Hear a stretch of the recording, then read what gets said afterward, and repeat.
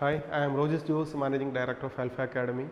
2022 NEET examination result വരുമ്പോൾ നമ്മുടെ മാർക്കിനെ base ചെയ്തിട്ട് അല്ലെങ്കിൽ റാങ്കിനെ ബേസ് ചെയ്തിട്ട് ഏതൊക്കെ കോഴ്സിൽ നമുക്കൊരു അഡ്മിഷൻ കിട്ടാൻ സാധ്യതയുണ്ട് എന്നുള്ളതിനെക്കുറിച്ചൊന്ന് വിലയിരുത്തുകയാണ് ഇന്നത്തെ ഈ വീഡിയോയിലൂടെ ചെയ്യുന്നത്.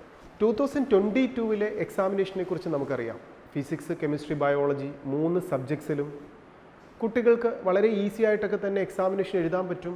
എന്നാൽ തിയറി ലെവലിൽ ഒരല്പം കൺഫ്യൂഷനൊക്കെ വരുന്ന പാറ്റേണിലുള്ള നല്ല ഒരു എക്സാമിനേഷനായിരുന്നു ഈ നീറ്റ് എക്സാമിനേഷൻ കഴിഞ്ഞത്.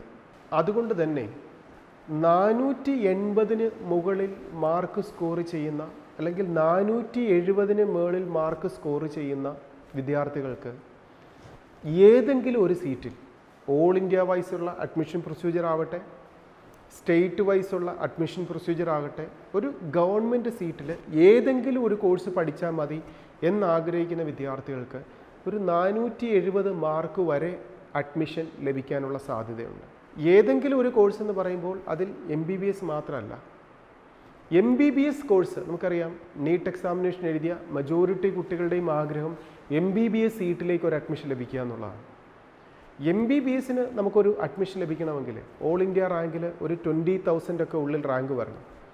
ഈ 20,000 ഒരു റാങ്കിലേക്കൊക്കെ ഓൾ ഇന്ത്യ സീറ്റിൽ നമുക്ക് എത്തണമെന്നുണ്ടെങ്കിൽ നമ്മുടെ മാർക്ക് ഒരു 580 മാർക്ക് വന്നാൽ നമുക്ക് ഇപ്രാവശ്യം കിട്ടാനുള്ളൊരു സാധ്യതയുണ്ട് എന്നാണ് ഇപ്രാവശ്യം കാണുന്നത്.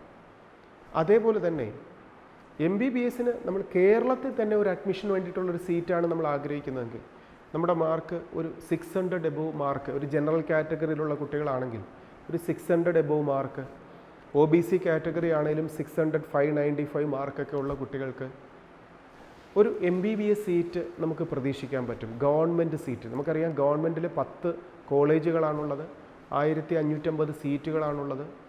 ഈ സീറ്റിലേക്ക് ഒരു അഡ്മിഷൻ ലഭിക്കാൻ ജനറൽ കാറ്റഗറിയിൽ റിസർവേഷൻ അനുസരിച്ച് വ്യത്യാസങ്ങൾ വരും. OBCയും ജനറൽ കാറ്റഗറിയും ഒക്കെ ഏകദേശം വലിയ വ്യത്യാസമില്ലാതെയായിരിക്കും നിൽക്കുക. അതിനുശേഷം SC, ST കാറ്റഗറിയിലൊക്കെ വെട്ടിയുന്ന കുട്ടികളെ സംബന്ധിച്ചിടത്തോളം അതിന് മാർക്ക് താഴെയുള്ള കുട്ടികൾക്കും MBBS കിട്ടാനുള്ള ചാൻസ് ഉണ്ട്. ഇതിനോടൊപ്പം MBBSൻ്റെ ഗവൺമെൻറ് സീറ്റ് എന്നുള്ളതിൻ്റെ ഏറ്റവും അട്രാക്ഷൻ എന്ന് പറയുന്നത് 27,500 രൂപ മാത്രമാണ് ഫീസ് വരിക എന്നുള്ളതാണ്. ഇനി MBBSൻ്റെ തന്നെ ഒരു പ്രൈവറ്റ് സെൽഫ് ഫിനാൻസിങ് കോളേജിലെ ഒരു സീറ്റാണ് നാം ആഗ്രഹിക്കുന്നുണ്ടെങ്കിൽ ഒരു 500 എബോവ് മാർക്കൊക്കെ സ്കോർ ചെയ്ത് കഴിഞ്ഞാൽ 490, 500, 510 മാർക്കൊക്കെ സ്കോർ ചെയ്താൽ നമുക്കൊരു പ്രൈവറ്റ് സെൽഫ് ഫിനാൻസിങ് കോളേജിലെ ഒരു സീറ്റിലേക്ക് നമുക്ക് പ്രതീക്ഷിക്കാം. പ്രൈവറ്റ് സെൽഫ് ഫിനാൻസിങ് കോളേജ് നമുക്കറിയാം, കേരളത്തിൽ തന്നെ 20ഓളം പ്രൈവറ്റ് സെൽഫ് ഫിനാൻസിങ് കോളേജുകളുണ്ട്. ഈ കോളേജുകളിൽ തന്നെ മൈനോറിറ്റി കമ്മ്യൂണിറ്റിക്ക് വേണ്ടിയിട്ടൊക്കെ സ്പെഷ്യൽ റിസർവേഷൻ ഉണ്ട്. ക്രിസ്ത്യൻ മൈനോറിറ്റി കമ്മ്യൂണിറ്റിക്കുള്ള സീറ്റുകൾ, മുസ്ലിം മൈനോറിറ്റി കമ്മ്യൂണിറ്റിക്കുള്ള സീറ്റുകൾ. ഈ മൈനോറിറ്റി കമ്മ്യൂണിറ്റി ഒക്കെ വെച്ച് കൺസിഡർ ചെയ്താലും അല്ലെങ്കിൽ റിസർവേഷൻ വെച്ച് കൺസിഡർ ചെയ്താലും ഒക്കെ നമുക്കൊരു 500 മാർക്ക്, 490 വരെയൊക്കെ സെൽഫ് ഫിനാൻസിങ് സീറ്റുകളിൽ ഒരു അഡ്മിഷൻ കിട്ടാനുള്ള ചാൻസ് ഉണ്ട്. സെൽഫ് ഫിനാൻസിങ് കോളേജ് ആകുമ്പോഴത്തേക്ക് ഫീസ് 7 ലക്ഷത്തിന് മുകളിലേക്കാണ് പോവുക. ഇനി ഈ വർഷത്തെ സെൽഫ് ഫിനാൻസിങ് കോളേജുകളിലെ 50% സീറ്റ് ഗവൺമെൻറ്റിന് വേണ്ടിയിട്ട് അല്ലെങ്കിൽ ഗവൺമെൻറ് ഫീസിൽ പഠിപ്പിക്കണം എന്നൊരു നിയമം അഡ്മിഷൻ പ്രൊസീജിയർ കംപ്ലീറ്റ് ചെയ്യുന്ന സമയത്ത് എത്താൻ സാധ്യതയുണ്ട്. അത് കേന്ദ്ര ഗവൺമെൻറ്റും അല്ലെങ്കിൽ കോടതിയും ഒക്കെ ഈ കാര്യത്തിനകത്ത് കൃത്യമായ രീതിയിൽ ഡയറക്ഷൻ തരും എന്ന് നമുക്ക് പ്രതീക്ഷിക്കാം. അങ്ങനെ പ്രൈവറ്റ് സെൽഫ് ഫിനാൻസിങ് കോളേജിൻ്റെ 50% സീറ്റ് ഒരു ഗവൺമെൻറ് ഫീസിലേക്ക് മാറിയാൽ തീർച്ചയായിട്ടും കുറഞ്ഞ ഫീസിൽ, അതായത് 27,000 സംതിങ് രൂപ ഫീസിൽ പ്രൈവറ്റ് സെൽഫ് ഫിനാൻസിങ് കോളേജിൻ്റെ 50% സീറ്റും പഠിക്കാനുള്ളൊരു സാഹചര്യത്തിലേക്ക് കുട്ടികൾക്ക് എത്താനുള്ള സാധ്യതയുണ്ട്. ഇനി പ്രൈവറ്റ് സെൽഫ് ഫിനാൻസിങ് കോളേജ് തന്നെ NRI സീറ്റുകളുണ്ട്, ഡീംഡ് യൂണിവേഴ്സിറ്റികളുണ്ട്. ഓൾ ഇന്ത്യ കൗൺസിലിങ്ങിലൂടെ അഡ്മിഷൻ ലഭിക്കുന്ന ഡീംഡ് യൂണിവേഴ്സിറ്റികളുണ്ട്. ഈ ഡീംഡ് യൂണിവേഴ്സിറ്റികളിലൊക്കെ വളരെ ഉയർന്ന ഫീസാണ് വരുന്നത്. NRI സീറ്റിലൊക്കെ ഉയർന്ന ഫീസാണ്. 20 ലക്ഷം രൂപ, 25 ലക്ഷം രൂപയൊക്കെയാണ് ഈ ഡീംഡ് യൂണിവേഴ്സിറ്റികളുടെയും അല്ലെങ്കിൽ NRI സീറ്റിൻ്റെയൊക്കെ ഫീസിലേക്ക് വരും. ഈ ഫീസിൽ നമുക്ക് ഒരു നീറ്റിൻ്റെ ഒരു എലിജിബിൾ മാർക്കിൽ എത്തുന്ന വിദ്യാർത്ഥികൾക്ക് പോലും ഡീംഡ് യൂണിവേഴ്സിറ്റികളിലൊക്കെ ഒരു അഡ്മിഷൻ ലഭിക്കാനുള്ള സാധ്യതകളുണ്ട്. ഇനി ഇത് കഴിഞ്ഞാൽ MBBS കഴിഞ്ഞാൽ ഏറ്റവും കൂടുതൽ കുട്ടികൾ ആഗ്രഹിക്കുന്ന മറ്റൊരു കോഴ്സാണ് BDS. 6 ഗവൺമെൻറ് ഡെൻ്റൽ കോളേജുകളാണ് നമുക്ക് കേരളത്തിലുള്ളത്. അതിനോടൊപ്പം 19ഓളം പ്രൈവറ്റ് സെൽഫ് ഫിനാൻസിങ് സെക്ടറിലെ കോളേജുകളുമുണ്ട്. ഇനി ഗവൺമെൻറ് സീറ്റിൽ നമുക്കൊരു BDS അഡ്മിഷൻ ലഭിക്കാനാണെങ്കിൽ ഒരു 540 മാർക്ക് എബോവ് ഒക്കെ സ്കോർ ചെയ്തിട്ടുണ്ടെങ്കിൽ BDS ഒരു ഗവൺമെൻറ് സീറ്റ് നമുക്ക് പ്രതീക്ഷിക്കാൻ ചാൻസ് ഉണ്ട്. അതിനോടൊപ്പം BDS ഒരു സെൽഫ് ഫിനാൻസിങ് സീറ്റിലേക്കൊക്കെ ആണെങ്കിൽ ഒരു 350 മാർക്ക് വരെയൊക്കെ ഉള്ള വിദ്യാർത്ഥികൾക്ക് BDS സെൽഫ് ഫിനാൻസിങ് സീറ്റിലേക്കും ഒരു അഡ്മിഷന് സാധ്യതയുണ്ട്. ഇനി BDS കഴിഞ്ഞാൽ ഏറ്റവും കൂടുതൽ വിദ്യാർത്ഥികൾ ആഗ്രഹിക്കുന്ന ഒരു കോഴ്സാണ് അഗ്രികൾച്ചർ കോഴ്സ് അല്ലെങ്കിൽ വെറ്റിനറി കോഴ്സ് എന്നൊക്കെ പറയുന്നത്. ഈ അഗ്രികൾച്ചർ കോഴ്സ് വെറ്റിനറി കോഴ്സുകൾക്കൊക്കെ ഓൾ ഇന്ത്യ വൈസുള്ള അലോട്ട്മെൻറ്റ് പ്രോസസ്സിംഗ് ഉണ്ട്. അഗ്രികൾച്ചർ ICAR എക്സാമിനേഷൻ വഴിയുള്ള അഗ്രികൾച്ചർ എക്സാമിനേഷൻ ഉണ്ട്. ഇന്ത്യ മുഴുവനുള്ള കോളേജുകളുടെ യൂണിവേഴ്സിറ്റികളുടെ 15% സീറ്റ് ഫില്ല് ചെയ്യുന്നത് ICAR ആണ്. അതുപോലെ തന്നെ നീറ്റ് എക്സാമിനേഷൻ്റെ സ്കോറിനെ ബേസ് ചെയ്തിട്ട് AIPVT വഴി രജിസ്റ്റർ ചെയ്ത് കഴിഞ്ഞിട്ട് കൗൺസിലിംഗ് പ്രോസസ്സിൽ പങ്കെടുത്തിട്ട് വെറ്റിനറി കൗൺസിലിൻ്റെ കോളേജുകളിലേക്ക് ഒരു അഡ്മിഷന് വേണ്ടിയിട്ടുള്ള കുട്ടികൾക്ക് സാധ്യതയുണ്ട്. നമ്മുടെ കേരളത്തിൽ ഒരു വെറ്റിനറി കോഴ്സിനോ അഗ്രികൾച്ചർ കോഴ്സിനോ ഒക്കെ ഒരു അഡ്മിഷൻ ലഭിക്കാൻ ഒരു 550, 560 മാർക്കുകൾ, ഒരു 540 എബോവ് ഉള്ള വിദ്യാർത്ഥികൾക്ക് അഗ്രികൾച്ചർ കോഴ്സിനോ അല്ലെങ്കിൽ വെറ്റിനറി കോഴ്സുകൾക്കോ ഒക്കെ ഒരു അഡ്മിഷൻ ലഭിക്കാനുള്ള സാധ്യത നമുക്ക് പ്രതീക്ഷിക്കാം. ഇത് കഴിഞ്ഞാൽ ഇതിനോടൊപ്പം പ്രാധാന്യത്തോടെ വിദ്യാർത്ഥികൾ ആഗ്രഹിക്കുന്ന ഒരു കോഴ്സാണ് ആയുർവേദം. ആയുർവേദം, ഹോമിയോ, സിദ്ധ, യുനാനി ഈ കോഴ്സുകൾക്കൊക്കെ ഒരു കൗൺസിലിംഗ് പ്രൊസീജിയർ, ഓൾ ഇന്ത്യ വൈസുള്ളൊരു കൗൺസിലിംഗ് പ്രൊസീജിയറിൽ ആയുഷിൻ്റെ വെബ്സൈറ്റ് വഴി നമുക്ക് രജിസ്ട്രേഷൻ ചെയ്ത് കൗൺസിലിംഗ് പ്രോസസ്സിൽ നാം പങ്കെടുക്കേണ്ടതുണ്ട്. ആയുർവേദത്തിൻ്റെ ഗവൺമെൻറ് സെക്ടറിൽ, കേരളത്തിലെ ഒരു ഗവൺമെൻറ് സെക്ടറിലേക്കൊക്കെ ഒരു അഡ്മിഷൻ ലഭിക്കാൻ ഒരു 500 മാർക്കും, അതുപോലെ സെൽഫ് ഫിനാൻസിങ് കോളേജിലൊക്കെയാണ് ഒരു 350 മാർക്കും ഒക്കെ ഉള്ള വിദ്യാർത്ഥികൾക്ക് ആയുർവേദ കോഴ്സിലേക്ക് ഒരു അഡ്മിഷൻ ലഭിക്കാനുള്ള സാധ്യതയുണ്ട്. ഇതിനോടൊപ്പം തന്നെ ഹോമിയോ കോഴ്സിനും ഇങ്ങനതൊക്കെ തന്നെയാണ് മാർക്കുകൾ ഏകദേശം നമുക്ക് പ്രതീക്ഷിക്കാവുന്നത്.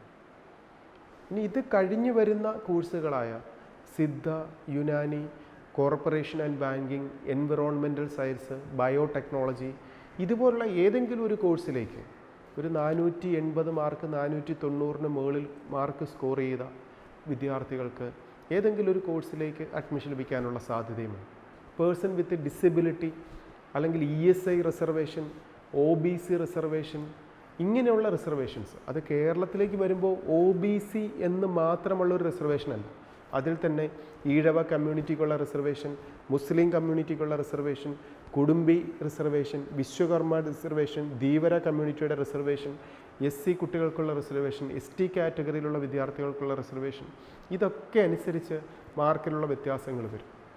എങ്കിലും MBBS കോഴ്സ് നേടുവാനായി നമുക്കൊരു ഗവൺമെൻറ് സെക്ടറിലാണെങ്കിൽ 590, 600 മാർക്ക്, അത് സെൽഫ് ഫിനാൻസിങ്ങിലാണെങ്കിൽ ഒരു 500 എബോവ് മാർക്ക്, ഇനി BDSലേക്ക് വരുമ്പോൾ ഒരു 500 എബോവ് ഏതെങ്കിലും ഒരു സീറ്റിലേക്ക് നമുക്കൊരു അഡ്മിഷൻ ലഭിക്കാൻ, അഗ്രികൾച്ചർ കോഴ്സുകൾക്കും അല്ലെങ്കിൽ വെറ്റിനറി കോഴ്സുകൾക്കൊക്കെ ആണെങ്കിൽ ഒരു 540, 550 മാർക്ക്, ഇങ്ങനെ ഏതെങ്കിലും ഒരു സീറ്റിലേക്ക് ഇതുപോലുള്ള മാർക്കിലൊക്കെ വെച്ച് നമുക്ക് അഡ്മിഷൻ കിട്ടാൻ സാധ്യതയുണ്ട് എന്ന് നമ്മളൊന്ന് മനസ്സിലാക്കിയിരിക്കുന്നതിലൂടെ നമുക്കൊരു കൗൺസിലിംഗ് പ്രോസസ്സിൽ പങ്കെടുക്കാനും അതുപോലെ അഡ്മിഷൻ പ്രൊസീജിയറിലേക്ക് വരുന്ന സമയത്ത് നമുക്കൊരു സീറ്റിന് വേണ്ടി വെയിറ്റ് ചെയ്യുവാനും ഒക്കെ ഏകദേശം നമുക്ക് സഹായമാവും.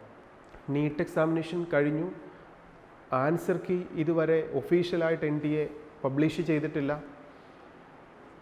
ഒഫീഷ്യലായിട്ടുള്ള ആൻസർ കീ വന്നു കഴിയുമ്പോൾ അതിനെ ബേസ് ചെയ്തിട്ട് വേണം നമുക്ക് എത്ര മാർക്ക് കിട്ടാൻ ചാൻസ് ഉണ്ട് എന്നൊക്കെ നാം ഒന്ന് കാൽക്കുലേറ്റ് ചെയ്ത് നോക്കാൻ. അതിനുശേഷം 2 റാങ്ക് ലിസ്റ്റാണ്, ആദ്യം തന്നെ ഓൾ ഇന്ത്യ റാങ്ക് ലിസ്റ്റാണ് പബ്ലിഷ് ചെയ്യുന്നത്. നമ്മൾ എഴുതിയ നീറ്റ് എക്സാമിനേഷൻ്റെ മാർക്കിനെ ബേസ് ചെയ്തിട്ട് ഇന്ത്യ മുഴുവനുള്ള കുട്ടികളിൽ 18 ലക്ഷം പേരുള്ള കുട്ടികളിൽ നിന്നും നമുക്ക് എത്രാമത്തെ ഒരു റാങ്കാണ് വരിക.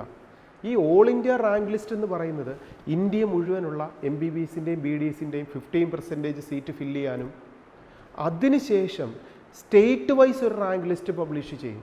കേരളത്തിലെ കുട്ടികളിൽ നിന്നുള്ള നമ്മുടെ റാങ്കുകൾ എത്രയാണ്, അതിനെ ബേസ് ചെയ്തിട്ടാണ് കേരളത്തിലുള്ള ഈ കോഴ്സുകളുടെ MBBSൻ്റെയും BDSൻ്റെയും ബാക്കിയുള്ള 85%, അതുപോലെ ഹോമിയോ, ആയുർവേദം, veterinary, agriculture, fisheries, forestry, Siddha, Unani, corporation and banking, environmental science, biotechnology ഈ കോഴ്സുകളുടെയൊക്കെ 85% സീറ്റ് ഫില്ല് ചെയ്യാനും ഒക്കെ ഈ സ്റ്റേറ്റ് വൈസ് റാങ്ക് ലിസ്റ്റുമാണ് കൺസിഡർ ചെയ്യുക.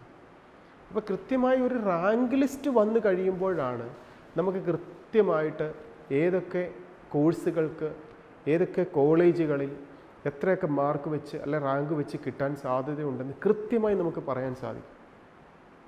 ഇത് നമ്മളൊന്ന് പ്രെഡിക്റ്റ് ചെയ്യുന്നതാണ്.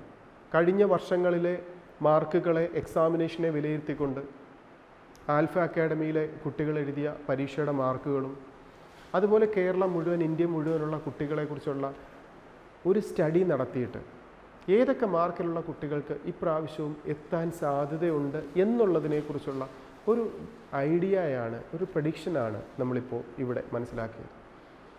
ഇതിലൊക്കെ മാർക്ക് കുറഞ്ഞു പോയ കുട്ടികൾ, ഇതൊക്കെ കോഴ്സുകൾ ആഗ്രഹിക്കുന്ന വിദ്യാർത്ഥികൾ, ഇനി അലോട്ട്മെൻറ്റ് വന്ന് ഓപ്ഷൻ രജിസ്ട്രേഷനും അലോട്ട്മെൻറ്റും അഡ്മിഷൻ പ്രൊസീജിയറും കംപ്ലീറ്റ് ചെയ്യുന്നവരെ നാം വെയിറ്റ് ചെയ്യാതെ നാം ഒരു 2023 എക്സാമിനേഷനെ ടാർഗറ്റ് ചെയ്യുകയാണെങ്കിൽ ഇപ്പം മുതൽ പഠിച്ചു തുടങ്ങുവാൻ, നമ്മുടെ സമയം വേസ്റ്റ് ആക്കി കളയാതിരിക്കുവാൻ, ഇൻ കേസ് നമുക്കൊരു അഡ്മിഷൻ ലഭിച്ചു കഴിഞ്ഞാൽ നമ്മൾ ആ കോഴ്സ് കിറ്റ് ചെയ്തിട്ട് നമ്മൾ ജോയിൻ ചെയ്യുവാൻ ഒക്കെയുള്ള ഒരു സാഹചര്യങ്ങളാണ് നമ്മൾ ഇതൊക്കെ ഒന്ന് അനലൈസ് ചെയ്യുന്നതിലൂടെ നമുക്ക് സാധ്യമാകുന്നത്. ഈ യൂട്യൂബ് ചാനലിലൂടെ ഏറ്റവും ലേറ്റസ്റ്റ് ആയിട്ടുള്ള ന്യൂസുകളും അപ്ഡേഷൻസും കൃത്യമായി വിദ്യാർത്ഥികളിലും രക്ഷിതാക്കളിലേക്കും എത്തിക്കൊണ്ടേയിരിക്കും. ഏവർക്കും കൃത്യമായൊരു മെത്തേഡിലൂടെ മുന്നോട്ട് പോകുന്നതിലൂടെ നമ്മൾ പഠിച്ച് പരീക്ഷ എഴുതിയതുപോലെ തന്നെ അല്ലെ അതിനേക്കാൾ പ്രാധാന്യമുണ്ട് ഈ ഓപ്ഷൻ രജിസ്ട്രേഷനിലും കൗൺസിലിങ്ങിലും ഒക്കെ പങ്കെടുക്കുക എന്നുള്ളത്. നമ്മൾ കൃത്യമായ ഒരു ഓപ്ഷൻ രജിസ്ട്രേഷൻ പ്രോസസ്സിങ്ങിൽ പങ്കെടുക്കുന്നില്ലെങ്കിൽ അല്ലെങ്കിൽ തെറ്റായ മെത്തേഡിലാണ് പങ്കെടുക്കുന്നതെങ്കിൽ നമുക്ക് അർഹമായ സീറ്റ് പോലും കിട്ടാതെ പോകാനുള്ള സാധ്യതയുണ്ട്. അതുകൊണ്ട് തന്നെ ഓപ്ഷൻ രജിസ്ട്രേഷനും അഡ്മിഷൻ പ്രൊസീജിയറും കൗൺസിലിങ്ങും ഒക്കെ കൃത്യമായി തന്നെ മനസ്സിലാക്കി വേണം ഓരോ പേരൻറ്റും വിദ്യാർത്ഥിയും പങ്കെടുക്കുവാൻ. ഈ സമയത്തൊക്കെ ഏതൊരു സംശയങ്ങളും തീർത്തു തരുവാനായി നിങ്ങളോടൊപ്പം ആൽഫ അക്കാഡമി കൂടെയുണ്ട്. ഫോണിലൂടെ വിളിക്കാം, നേരിട്ട് വരാം, എല്ലാ രീതിയിലും നിങ്ങളോടൊപ്പം ആൽഫ അക്കാഡമി കൂടെയുണ്ട്. Best wishes.